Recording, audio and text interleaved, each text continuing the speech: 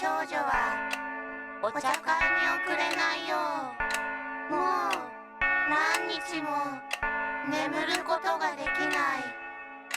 いや、寝れないでいる。寝たらダメだ。寝たら死ぬ。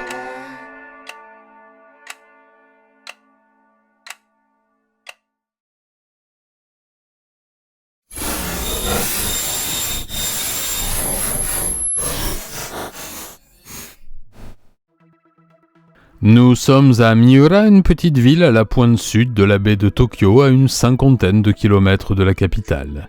Ville de pêcheurs sans histoire et sans attraction majeure, on y croise aussi bien des retraités venus se payer un petit front de mer à moindre coût que des chalutiers partant pour une campagne de traque au thon. Ce havre de paix où l'on traîne volontiers le week-end en famille, une glace à la main, a pourtant connu des heures sombres à l'aube des années 2000 et même devenu pour un temps l'épicentre mondial de l'horreur, attirant des journalistes de tout le monde anglophone et frappant les habitants d'effroi. En effet, c'est ici, dans une grotte sur la plage, à quelques dizaines de mètres des habitations, que la police découvrait le corps mutilé et découpé en 10 parties de Lucy Blackman, une jeune Anglaise de 22 ans portée disparue depuis un an. Sa disparition avait ému tout le Royaume-Uni et le Premier ministre de l'époque en personne, M. Tony Blair, avait fait le déplacement pour rencontrer son homologue japonais Mori Yoshiro. C'est un homme déjà en détention pour d'autres crimes, dont près de 400 viols au Barajo-ji, qui avait indiqué l'emplacement du corps à la police, espérant modifier le cours de son procès. Cet homme, fils d'immigrés coréens et proche des Yakuza, devint l'être le plus haï du Japon et à juste titre. Alors laissez-moi vous raconter l'histoire de Kim Sung-jung, alias Obara Joji, tueur de femmes et violeur en série.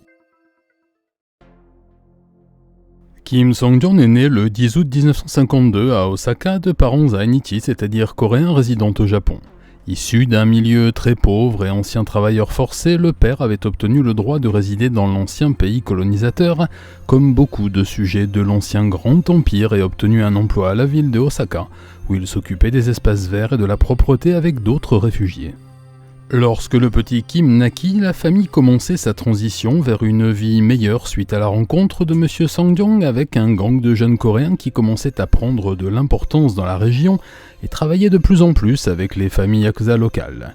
Très vite, ce fut la grande organisation des Sumiyashikai qui prit le contrôle du jeu et de la prostitution dans la région du Kansai, et les jeunes bras coréens furent en charge de gérer tout cela au quotidien, quitte à jouer des poings, du couteau ou du flingue. Le jeune père de famille fut chargé de collecter les fonds alternatifs, des salles de pachinko et de rafraîchir les idées de ceux qui ne voudraient plus payer. Alors, lorsque le jeune Kim entra au collège, ses parents déménagèrent à Tokyo et le firent entrer dans le meilleur établissement privé de la ville, puis, à l'âge de 15 ans, dans une boîte privée de préparation aux grandes écoles affiliées à la prestigieuse université de Keio. Le père devint bienfaiteur de l'école à grand renfort de donations et d'achats de matériel pour assurer la pérennité de la scolarité de son fils, élève plutôt médiocre et peu apprécié de ses camarades. Un peu livré à lui-même lorsque son père était en déplacement pour ses affaires, comme il disait, le jeune Kim, qui avait déjà déposé un dossier de naturalisation japonaise, commençait à traîner avec les fils des associés de son papa et se fit des amis au sein du Sumiyoshikai sans vraiment en faire réellement partie. C'est aussi à cette période de sa vie, à 16 ans pour être précis, qu'il commencera à fréquenter les maisons closes et les bars à hôtesses grâce au passe-droit que lui accordait la position paternelle dans l'organisation. Son meilleur ami de l'époque, condamné à perpétuité pour un double meurtre en 1997, témoignera que c'est aussi l'époque où il développera un tropisme pour les femmes occidentales, symbole de réussite pour les hommes japonais, lui qui rêvait tellement d'en devenir un. En 1969, le père Sang-jong était devenu le responsable de la branche Asie pour ce qui était de l'implantation des machines de pachinko et résidait de plus en plus souvent à Hong Kong pour ses affaires. Un soir de septembre, alors qu'il rentrait à son hôtel, une moto se gara à hauteur de sa limousine et 2 hommes déchargèrent leurs armes automatiques à travers les vitres teintées. Le petit parrain s'écroula sur la banquette de cuir, mort. À 17 ans, Kim hérita de tous les biens de son père, ayant exclu sa femme et sa fille de son testament, prêt depuis longtemps comme tous les hommes de sa branche, comme le font les yakuza de tradition Bakuto, tradition un peu phallocrate, je vous l'accorde. Il s'installa dans la vaste propriété de Tokyo où il vécut la grande vie en attendant la fin de ses études, condition sine qua non pour toucher son héritage numéraire de quelques centaines de millions d'yens. Il finit par obtenir un diplôme en droit et politique correspondant à la capacité en France. Fort du domaine acquis par son père à Osaka, de la propriété de Tokyo et d'une somme lui permettant de ne plus jamais travailler de sa vie, il s'acquitta d'abord des formalités pour devenir sujet japonais à part entière et prit le nom de Obara Joji. Sur les conseils de l'ancien lieutenant de son papa, il se mit à investir dans l'immobilier et il faut bien le dire, y connut un certain succès. Avec des acquisitions plus ou moins légales et des appuis politiques dans les commissions municipales, il se vit bientôt à la tête d'une fortune immobilière acquise de 30 millions d'euros. Avec une position confortable dans la société et au sein des Sumiyoshi-kai dont il ne faisait pas officiellement partie puisque de sang coréen, mais avec qui il travaillait en étroite collaboration, Obara se concentra sur sa passion dévorante depuis toujours, les femmes occidentales et leurs possessions pas toujours consenties. C'est à cette période qu'il commença à fréquenter les clubs de Roppongi, un quartier de Tokyo avec une forte concentration d'occidentaux, notamment américains. Certains bars de nuit, conscients de l'attrait de certains hommes japonais pour les filles blanches, avaient embauché de jeunes hôtesses, souvent étudiantes, et Obara devint vite un client régulier, laissant des fortunes à chaque fois et repartant souvent avec la jeune femme. C'est à cette époque, entre 1988 et 1991, que certaines filles commenceront à se plaindre de son comportement violent et surtout de grosses pertes de mémoire en se réveillant souvent dans un endroit inconnu. C'est aussi à cette période que Obara s'acheta un caméscope pour immortaliser ses nuits de moins en moins innocentes. Grand amateur de drogue, méthamphétamine, cannabis et cocaïne, il avait mis au point une technique infaillible et infernale pour assouvir ses fantasmes les plus sordides.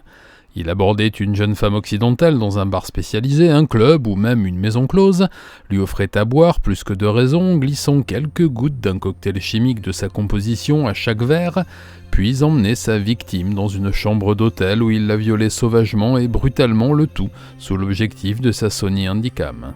Au début des années 90, lors de la Oshinawareta Dionan, la décennie perdue et la grande crise financière que connut le Japon, il réussit à vendre ses biens immobiliers alors même que cette bulle explosait et se fit accepter au sein du gang Sumiyoshi-kai comme prêteur usurier mais sans grade ni titre honorifique. Peu intéressé par les honneurs, Obara reprit le business avec la vieille famille mafieuse et sa fortune s'agrandit aussi vite que ses vices. Aussi accro à la violence qu'au sexe, il pouvait se défouler de temps en temps en accompagnant le service recouvrement du gang et en administrant lui-même quelques coups de batte de baseball ou de sabre à un père de famille endetté ou à un commerçant racketté. Et pour le reste, il y avait ses soirées spéciales. En 1992, une de ces soirées tourna plutôt mal et faillit mettre un terme aux exactions de Obara. Il avait rencontré une jeune étudiante australienne de 22 ans, Carita Simone Ridgway, qui travaillait à Ginza dans un bar à hôtesse luxueux pour payer ses études. L'endroit n'avait rien d'un bordel et était même plutôt select. Les jeunes femmes, souvent occidentales, y avaient appris l'art de la conversation et se contentaient de boire et de parler avec de riches hommes, leur allumant leurs cigarettes et leur faisant des compliments. Dans ce genre d'établissement réputé, il n'était nullement question de coucher avec les filles, ni même de les effleurer. Spirituelle et pétillante, Carita avait tapé dans l'œil de Obara qui se voyait bien en faire sa régulière pour s'afficher devant ses hommes et ceux des clans rivaux. Alors chaque soir, il retrouvait la jeune rousse aux yeux bleus dans ce club de Ginza ou dans des restaurants étoilés et lui faisait de somptueux cadeaux. Il passa plusieurs semaines à lui faire la cour, mais malgré tous ses efforts, elle ne céda pas et refusa d'aller plus loin avec lui. Alors un soir, il vint la chercher à bord de sa Bentley après l'avoir emmenée dans l'un des restaurants les plus chers de la ville. Essuyant un nouveau refus lorsqu'il lui offrit une somme astronomique pour une nuit avec elle, il prétexta un arrêt pour lui faire un cadeau, se précipita sur elle et la chloroforma un peu trop.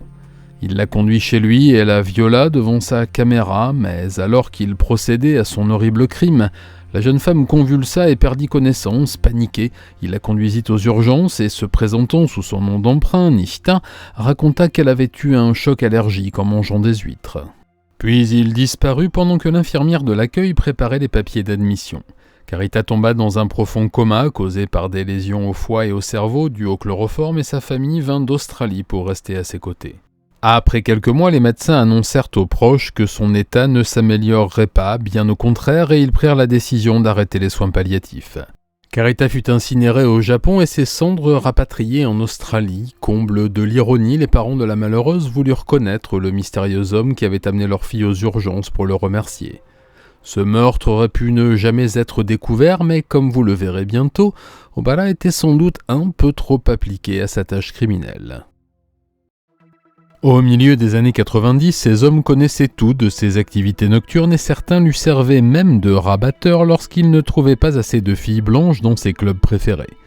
Lors de ses premières auditions, il dira n'avoir que mépris pour les femmes qu'il ne voyait que comme des objets pour assouvir ses fantasmes, établissant une échelle de valeurs avec les femmes anglaises et allemandes en tête, suivies des japonaises de haute famille aristocratique pour finir par les femmes coréennes qu'il méprisait et haïssait de toute sa rage, sa mère et sa sœur comprises. C'est à cette époque qu'il changea un peu de process pour passer à quelque chose de plus brutal. Il gardait ses méthodes d'approche, même si son assistant lui fournissait de plus en plus de filles via l'internet naissant, mais les endormait maintenant au chloroforme en leur plaquant une serviette sur la bouche et en versant le liquide jusqu'à ce qu'elles perdent connaissance. Il avait appris de son erreur passée qu'une trop grande quantité pouvait être fatale. Puis, toujours en filmant, les violer et les torturer en les coupant par petites surfaces sur tout le corps avec un rasoir. À leur réveil, les filles avaient tout oublié et trouvaient une très forte somme d'argent dans leur sac. Quelques-unes portèrent plainte, souvent au commissariat de Roppongi, mais l'homme que les prostituées et les hôtesses connaissaient sous le nom de Nishita restait introuvable d'après les autorités et enfin, encore eût-il fallu qu'elles le cherchèrent. En effet, Obara avait ses entrées dans la police très corrompue de l'époque et surtout les services de police n'avaient que très peu d'intérêt pour les plaintes pour viol émanant de filles étrangères, qui plus est travaillant comme serveuses, hôtesses ou prostituées. Alors les plaintes disparurent dans les corbeilles et le violeur en série continua son œuvre tragique. Appliqué dans ses affaires infernales, il avait pris l'habitude de classer toutes ses cassettes vidéo de viol et de torture, mais aussi de noter toutes ses exactions dans un registre écrit sur lequel il notait ses victimes, donnait des détails sur leur anatomie, le goût de leur sang qu'il goûtait quand il les coupait et leur résistance au chloroforme. Pour Carita, il avait juste noté « Premier essai, trop de produits, filles hors d'usage, dommage ». Si l'on en croit son journal de l'horreur, Obara aurait violé près de 400 femmes jusqu'en 2000, année où tout bascula pour lui, mais surtout pour une jeune femme qui n'aurait jamais dû croiser sa route. Lucy Jane Blackman est née le 1er septembre 1978 à Sevenoaks dans le comté de Kent en Angleterre. D'une famille de la petite bourgeoisie rurale, ses parents, respectivement agents immobiliers pour son père Tim et réflexologue pour sa mère Jane, lui donneront très vite l'amour des voyages et des découvertes. Sa mère, praticienne de réflexologie, une pseudo-science venue d'Asie, lui transmettra son amour pour ce continent et ils feront tout pour lui permettre de concrétiser son rêve, celui de devenir hôtesse de l'air pour pouvoir parcourir le monde. C'est ce qu'elle deviendra en 1998 à l'âge de 20 ans, embauchée par British Airways et très vite personnel de bord pour les vols vers l'Asie et plus particulièrement le Japon, dont elle tombera amoureuse. Énergique et pleine de vie, elle et sa meilleure amie Louise Phillips décideront finalement de s'installer à Tokyo pour profiter de la vie et faire la fête en oubliant toutefois deux petits détails, avoir un peu d'argent de côté et surtout avoir un visa de travail pour espérer en gagner. Très vite, les deux jeunes filles se retrouvèrent sans le sou et sur les conseils d'une amie hôtesse de l'air remirent leur uniforme pour aller draguer dans les clubs de Roppongi espérant y trouver un riche japonais prêt à payer pour leurs dépenses. De fil en aiguille, ne trouvant pas le prince charmant, les deux amies se fixèrent dans un bar de nuit, le Casablanca, où elles travaillèrent comme hôtesses pour le plus grand plaisir des hommes d'affaires tokyoïtes en quête de reconnaissance sociale. Discrète car toujours sans visa de travail, elle faisait en sorte de ne pas sortir du cadre de la loi et se cantonnait à des discussions polies, des bouteilles de champagne bues avec les clients et quelques sourires. Mais à la fin du mois de juin 2000, un nouveau client pas comme les autres fit son apparition dans la vie de Lucy Obara Joji. Il remarqua de suite cette grande fille blonde aux yeux bleus qui buvait avec un client dans l'un des canapés en cuir du club Casablanca et lorsqu'elle fut enfin libre, lui demanda de venir à sa table en lui glissant 5 billets de 10 000 yens dans la main, soit environ 400 € de l'époque. Toute la soirée, il paya des fortunes pour des bouteilles de champagne français et des petits plats hors de prix, profitant de la conversation de Lucie en anglais, elle ne parlait pas japonais, et lui prenant le poignet lorsqu'elle allumait ses cigarettes. À plusieurs reprises, il lui demandera de lui accorder à Dora un rendez-vous privé hors du bar, mais elle refusera jusqu'à ce qu'il lui propose une somme délirante pour ce tête-à-tête. Le 1er juillet au matin, elle informa son amie Louise qu'elle allait sur la plage de Miura, au sud de la baie, pour passer la journée avec le fameux Nishita, ce client fortuné qui pourrait bien changer son destin. C'est la dernière fois que Louise Phillips verra son amie. Le lendemain, le 2 juillet, elle ne s'inquiéta pas plus que ça, habituée au retard de sa meilleure amie et sûre qu'elle avait été retenue par le mystérieux homme. Le soir venu, n'ayant même pas un SMS pour la rassurer, elle fit part de son inquiétude à leur copine du club Casablanca, demandant au passage si quelqu'un l'avait vue. C'est le surlendemain, soit le 3 juillet, qu'elle se décida à aller voir la police pour signaler la disparition de Lucie. Elle racontera avoir beaucoup hésité, craignant la réaction de la police face à leur situation, c'est-à-dire 2 filles étrangères sans visa et travaillant pour des clubs et des bars à hôtesses. Et elle n'eut pas forcément tort, puisque l'officier qui l'a reçue prit sa déposition d'une oreille distraite, puis lui disant qu'ils allaient faire de leur mieux, mais que son ami allait sûrement réapparaître le lendemain, lui demanda de quitter les lieux. Il était environ 17h, Louise faisait le tour des amis communs et des endroits que Lucie avait l'habitude de fréquenter lorsque son nom apparut sur l'écran de son téléphone portable. L'espace d'un instant, elle reprit espoir, mais au bout du fil, un homme avec un accent japonais a coupé au couteau quand il parlait anglais. Le plus calmement du monde, il lui expliqua que son ami avait décidé de rejoindre un groupe religieux et qu'elle voulait qu'on la laisse tranquille. Il lui proposa de lui faire passer un message, puis raccrocha sans donner son nom. Sûre que sa copine était tout ce qu'il y a de plus athée et n'aurait jamais pu plonger dans ce genre de secte, elle appela Sophie, la sœur de Lucie, en Angleterre. Celle-ci, persuadée que quelque chose était arrivé à sa cadette, n'attendit pas et sauta dans le premier avion pour Tokyo. Le lendemain, c'est son père Tim qui, alerté par sa fille et un coup de fil du ministre des Affaires étrangères, prit aussi un billet pour Tokyo et s'envola. Tous deux furent reçus par le ministre Robin Cook en visite au Japon pour y rencontrer son homologue. Très inquiets par la disparition de leur parente, ils demandèrent d'intercéder auprès du gouvernement japonais qui semblait ne pas faire grand cas de cette disparition. Très vite, grâce à des amis sur place, ils firent faire des affichettes de recherche avec appel à témoins et la photo de Lucie qu'ils distribuèrent dans les rues de Tokyo et à la sortie des métros, mais en vain, personne n'appela le numéro qu'ils avaient mis en place et la police ne fut pas plus bavarde. Le 13 juillet, le Premier ministre de l'époque, Tony Blair, arriva pour une visite de quelques jours à son homologue local, Mori Yoshiro. Appelant l'ambassade, les Blackman furent reçus par le chef du gouvernement britannique qui leur promit de parler de cette affaire à M. Mori. Ce fut fait et quelques jours plus tard, un avis de recherche nationale fut émis par la police et les médias purent s'emparer de l'affaire et diffuser le portrait sur les grandes antennes. Très vite, la grosse communauté des Anglais du Japon se joindra à la police pour quadriller le pays et mettre en place un numéro vert. Un industriel londonien expatrié à Tokyo offrira même une récompense de 100 000 livres sterling pour toute information qui aboutirait à retrouver Lucie. Mais malgré tout cela, elle restait introuvable. Le procureur de Tokyo, qui avait accepté d'ouvrir une information judiciaire, tardait à faire les démarches et même traînait des pieds, faisant passer les affaires de moindre importance mais impliquant des Japonais bien avant la disparition de Lucie. Le 20 juillet, alors que tout piétinait, le commissariat de Azabu à Tokyo reçut une lettre des plus énigmatiques. Un homme y écrivait au nom de Lucie, prétendant être son ami et confident et adressant le message à ses amis et à sa famille. D'après lui, elle se plaisait beaucoup dans cette communauté religieuse, souhaitait y demeurer et ne plus être contactée. Mais personne ne fut dupe et l'enquête continua, enfin, elle commença vraiment, devrais-je dire. En effet, quelques jours plus tard, l'un des enquêteurs mis sur l'affaire s'intéressa à un homme qui revenait souvent dans les témoignages des filles et des employés du bar, un certain Nishita. Élégant et les poches pleines de billets, venait souvent passer un moment avec les filles occidentales de l'établissement et très vite, des témoignages vinrent recouper de vieilles plaintes que le policier ressortit des abysses de ses archives. Des jeunes Russes parlaient d'un réveil difficile et d'amnésie partielle après avoir été avec un mystérieux client, certaines parlaient même de coupures et de bleus apparents. Pour la première fois, le pseudonyme de Obara apparaissait dans les dossiers et allait bientôt mener la police à lui. De son côté, le meurtrier-violeur connaissait des déboires financiers importants et voyait certains de ses biens immobiliers mis sous séquestre dans le cadre de la loi anti-gang, le forçant à réduire un peu son train de vie. Mais trop accro à ses vieilles habitudes, il ne put s'empêcher de violer une jeune femme d'origine ukrainienne qui porta plainte et donna son signalement précis à la police. Le jeune officier en charge de l'enquête estima avoir un faisceau de suspicion assez important pour décider de l'interpellation du suspect. C'est ce qui fut fait le 12 octobre au matin alors que l'homme sortait d'un club de Roppongi. Il fut placé en garde à vue pour suspicion de viol et très vite, devant les évidentes similitudes qui sortaient des anciennes plaintes ainsi que des témoignages des amis de Lucie, une perquisition de son domicile de Mignola fut demandée. La brigade criminelle procéda à la fouille de sa maison, de sa voiture et de son bateau et très vite des traces de sang furent retrouvées sur les sièges des véhicules et dans la maison.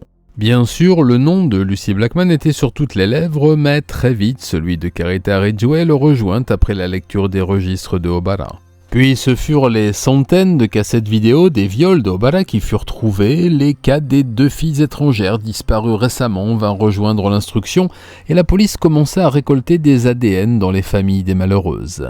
Des cheveux de Tim Blackman permirent d'établir clairement que le sang retrouvé dans le domicile du suspect était bien celui de Lucy. Les sangs retrouvés dans son bateau et dans le coffre de sa voiture ne purent être identifiés. Quant à la mort de Carita, son implication ne fit plus de doute lorsque la police tomba sur la cassette de son viol, mais hélas, il n'y avait plus aucune preuve matérielle de disponible pour les enquêteurs. Malgré tout, Obara fut mis en examen pour les meurtres de Blackman et de Ridgway ainsi que pour une centaine de viols. Le 17 novembre, le suspect admettra finalement avoir rencontré Lucy dans le bar de Ginza et avoir eu des relations sexuelles avec elle, mais niera toute violence et ce, dans les 2 cas. La police jouera au chat et à la souris avec Obara tout l'hiver et finira par tomber sur de précieux documents dont quelques cassettes vidéo bien cachées le forçant à avouer les meurtres enfin. À avouer avoir vu les filles mourir car il clama qu'elles avaient pris de la drogue de leur propre initiative et y avaient succombé devant ses yeux impuissants. Finalement, le 9 février 2001, il acceptera de dire où se trouve le corps de Lucy et la brigade criminelle, assistée de la scientifique, découvrira son corps, découpé en 10 morceaux et enterré sous une vieille baignoire dans une grotte au bord de la plage, à une centaine de mètres de la maison du suspect. Sa tête sera retrouvée entièrement rasée et coulée dans du ciment. Sur les dernières cassettes retrouvées, aucun doute que Obara avait violé la malheureuse, mais aucune preuve du meurtre, pas plus que pour Carita. C'est alors une longue bataille d'experts et d'avocats qui commença lors de l'ouverture du procès le 4 juillet 2001. Le procureur Tsutimoto Takeshi demanda la peine capitale pour le double meurtre et les suspicions de 4 autres homicides ainsi qu'une centaine de viols. En ressortant tous les rapports médicaux de Carita, la présence de chloroforme dans son foie et son organisme put être avérée et reliée à son décès quelques semaines plus tard. La vidéo de Obara arrosant le visage de sa victime d'un liquide qu'il qualifie lui-même de chloroforme dans la vidéo et sur son cahier acheva de convaincre le jury qui le condamna le 24 avril 2007 pour 8 viols et l'homicide involontaire de Carita Ridgway. Aucune preuve matérielle n'ayant pu être avancée dans l'affaire de Lucy, il fut acquitté pour ce meurtre. Quelques jours avant le verdict, Tim Blackman reçut la somme de 450 000 livres sterling d'un proche de Obara, affilié lui aussi au gang Sumiyashikai comme Mimaikin, une sorte de gratification financière que l'on donne habituellement à un proche. Le père accepta la somme contre l'avis de sa famille, entraînant la suspicion de l'opinion publique japonaise quant à ses réelles motivations. Le 25 mars 2008, la haute cour de Tokyo accepta l'appel des parties civiles et un nouveau procès commença. Le procureur et le président de la cour avec lui prirent pour exemple la récente condamnation de Hayashi Masumi à la peine capitale dans le procès du curry empoisonné de Wakayama et ce, sans aucune preuve matérielle et sur la simple base de témoignages, on sait aujourd'hui quelle erreur ce fut. Le corps de Lucy étant trop dégradé pour en sortir un rapport d'autopsie parlant, le jury se basa donc sur les vidéos du viol et la proximité du corps avec le domicile du suspect, ainsi que sur le témoignage d'une voisine qui affirma l'avoir vu avec une pelle et un sac de ciment le 3 juillet au soir faire des allers-retours sur la plage près de la grotte. Le 16 décembre 2008, les 3 juges de la haute cour déclarèrent Obara dit coupable du viol, meurtre et démembrement de Lucy Blackman et ajoutèrent une condamnation à perpétuité à son verdict. Dans la foulée, ils rejetèrent son appel devant la Cour suprême et confirmèrent la sentence. Plus de 10 ans plus tard, cette affaire n'en finit pas d'intriguer quant à la culpabilité de Obara dans la mort possible des hôtesses disparues et jamais retrouvées, et questionne aussi sur le traitement réservé aux étrangers victimes de crimes au Japon. À l'heure où la disparition de la Française Tiffaine Véron sur le territoire japonais reste toujours sans réponse, montrant souvent le désintérêt de la police et de la justice pour cette affaire, les choses ne semblent pas bouger et rien n'est fait en ce sens. Si le meurtre de Lucie a connu un grand retentissement en Grande-Bretagne et mobilisé l'opinion publique et les expatriés, elle ne fait aujourd'hui plus vraiment écho dans la mémoire des Japonais qui, si l'on se fie aux quelques articles parus dernièrement, considèrent toujours ce meurtre comme un règlement de compte entre gens du monde de la nuit, étrangers qui plus est, et non comme l'assassinat atroce d'une jeune femme innocente par un pervers dangereux que la police a laissé agir bien trop longtemps. Voilà, j'espère que cette vidéo vous aura plu et appris quelque chose sur ce pays qui, quoi qu'il en soit, reste le mien. N'oubliez pas de vous abonner, si ce n'est pas encore fait, vous êtes encore plus de la moitié à regarder mes vidéos sans lettres, d'activer la cloche pour être mis au courant des sorties et laisser un petit commentaire et un pouce pour le référencement. Si vous souhaitez rémunérer la chaîne, qui est mon travail principal, vous pouvez le faire en laissant un Super Thanks, le petit cœur juste sous la vidéo, en rejoignant l'unité Satedin, le bouton rejoindre lui aussi sous la vidéo, ou en me laissant un pourboire via Tipeee et Utip, et merci à ceux qui le font déjà. Vous pouvez aller faire un tour sur la boutique satedin.fr où vous trouverez mes livres, le prochain sort fin décembre d'ailleurs, que je vous dédicace à la demande, les CD des musiques de la chaîne et des goodies originaux. La boutique Spreadshirt vous attend pour vous rhabiller pour l'été ou pour l'hiver et de nouveaux modèles arrivent régulièrement. Rejoignez-moi sur mes réseaux sociaux, Twitter, Instagram, Facebook et TikTok. J'y suis assez présent et vous informe des actualités de la chaîne. Allez, je vous laisse. D'autres affaires n'attendent que moi pour être déterrées. Matane.